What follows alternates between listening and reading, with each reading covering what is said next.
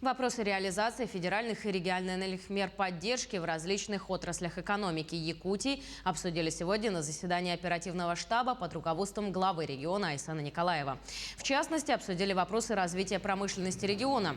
Для обеспечения поддержки основных промышленных компаний создан фонд развития промышленности республики, который уже привлек по двум направлениям федеральные средства в размере более чем 180 миллионов рублей. Промышленные компании смогут направлять их на приобретение различного оборудования, увеличение производительности труда, а также на компенсацию процентных ставок уже полученных кредитов от банков. Размер составляет до 90% компенсации этих уплачиваемых процентов, но не более действующей ставки Центрального банка. На сегодня это 14%. Это значимые меры поддержки наших перерабатывающих производств. Сегодня у главы республики мы обсудили эти вопросы, сроки конкретные.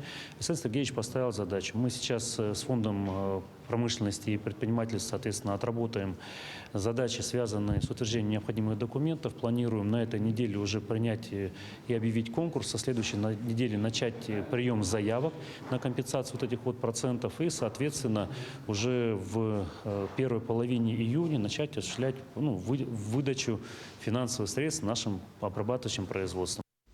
Обсудили и насущные проблемы представителей малого и среднего бизнеса. В частности, поддержка предпринимателей сегодня идет как по линии региона, так и со стороны федерального центра.